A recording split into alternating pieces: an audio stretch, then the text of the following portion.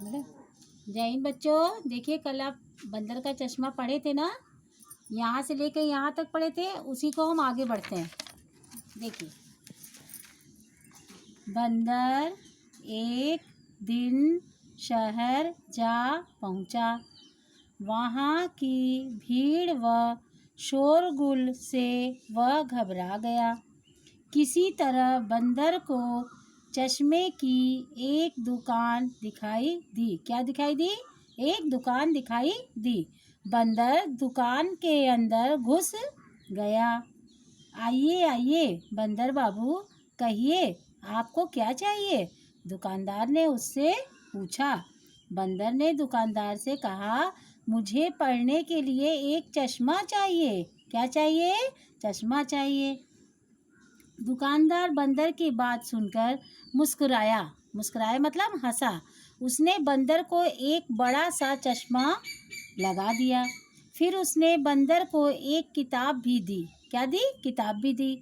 बंदर ने किताब पढ़ने की कोशिश की, लेकिन उसे कुछ भी समझ नहीं आया। उसने दुकानदार से कहा, यह चश्मा ठीक नहीं है, कोई दूसरा चश्मा दिखाइए। दुकानदार ने बंदर को कई तरह के चश्मे दिखाए। वह किसी भी चश्मे से किताब नहीं पढ़ सका।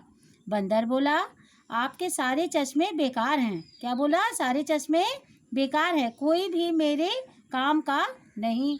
बंदर ने किताब भी उल्टी पकड़ी हुई थी। क्या पकड़ी हुई थी? उल्टी।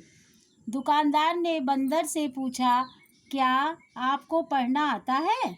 बंदर ने कहा, नहीं, मुझे पढ़ना नहीं आता, लेकिन चश्मा लगाकर तो सब पढ़ सकते हैं, इसलिए तो मैं चश्मा खरीदना चाहता हूँ। दुकानदार को हंसी आ गई।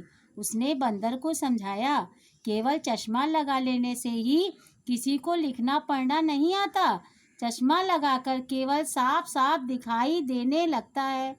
पहले आप लिखना पढ़ना सीखें, फिर आप बिना चश्मे के भी पढ़ सकेंगे।